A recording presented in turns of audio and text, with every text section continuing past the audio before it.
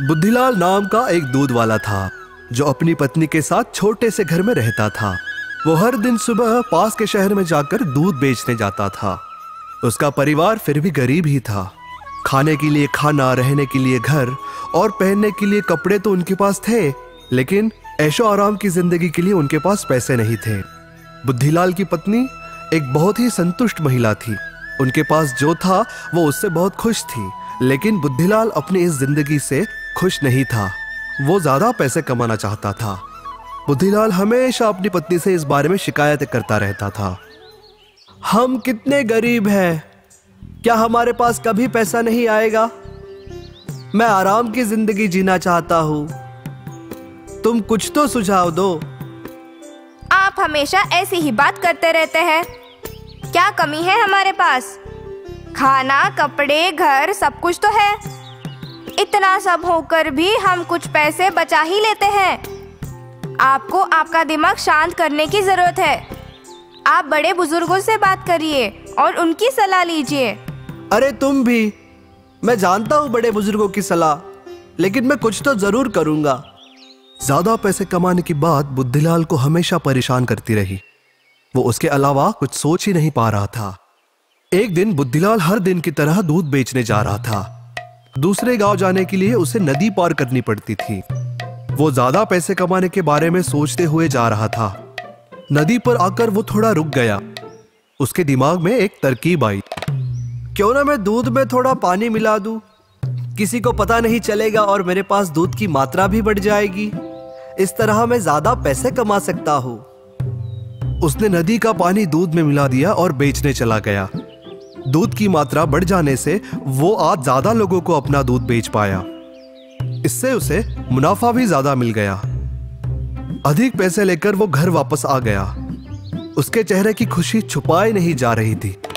क्या बात है, आज आप बहुत खुश दिखाई दे रहे हैं। कोई बढ़िया खबर मिली है क्या? अरे उससे भी ज्यादा बढ़िया कुछ हुआ है आज। मुझे ज्यादा पैसे कमाने का तरीका मिल गया।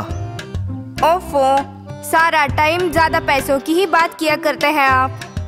अरे यही बात तो सबसे ज्यादा महत्वपूर्ण है। क्या तुम पूछोगी नहीं कि क्या तरीका है? वैसे तो मुझे जानने में दिलचस्पी नहीं है, लेकिन मैं जानती हूँ आप बताए बिना नहीं रहेंगे। बोलिए। बुद्धिलाल ने उसे सारी बात बता दी। उसकी पत्नी उसकी ये बात सुनकर जरा भी खुश नहीं हुई। आप अपने ग्राहकों के साथ बेईमानी कर रहे हैं। ये ठीक नहीं है। ये पैसा हमें लाभ नहीं देगा। ईमानदारी से कमाया हुआ पैसा ही हमें लाभ देता है। बेईमानी का पैसा हमें कभी नहीं फलता। आप ऐसा मत करिए। हमारे पास जो है हमें उसी में संतुष्टि होनी चाहिए। बुद्धिलाल ने अपनी पत्नी की सलाह पे कोई ध्यान नहीं दिया। अगले दिन उसने फिर दूध में पानी मिलाया। इस बार उसने पहले दिन से और ज्यादा पानी मिलाया।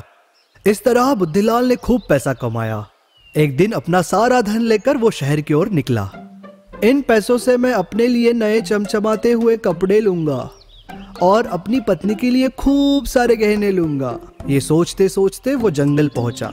रास्ते में चलते चलते वो थक गया था, तो उसने कुछ देर वहीं पे पेड़ के नीचे आराम करने की सोची। उसके पास पैसों की आज 2 पोटलियां थी। दोनों पोटलियां पास में ही रखकर वो सो गया।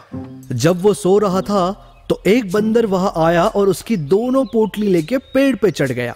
आवाज सुनकर बुद्धिलाल की नींद उड़ गई और पोटली गायब देखकर बुद्धिलाल के होश उड़ गए। हाय, मैं लूट गया, बर्बाद हो गया, अब मैं क्या करूं? तभी बुद्धिलाल को ये याद आया कि बंदर नकलची होते हैं। जैसा हम करेंगे वैसा ही बंदर भी करेंगे। तो बुद्धिलाल दोनों हाथ उठा के नाचने लगा। ये देखकर बंदर भी नाचने लगा। ये देखकर बुद्धिलाल अपनी बुद्धि पे खुश हुआ।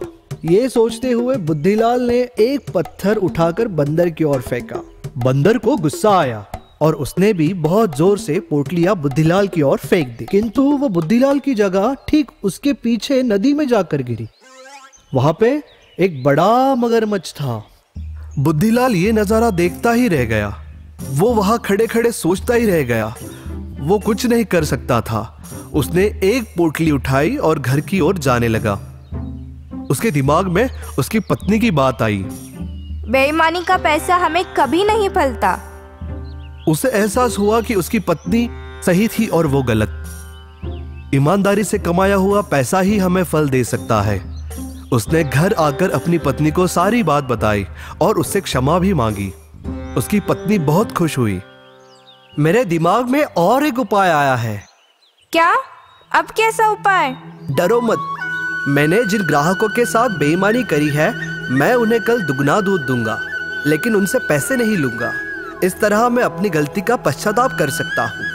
अगले दिन बुद्धिलाल ने ऐसा ही किया और उसके बाद उसने बेईमानी करने के बारे में कभी नहीं सोचा। अब वो अपनी जिंदगी से बहुत खुश था।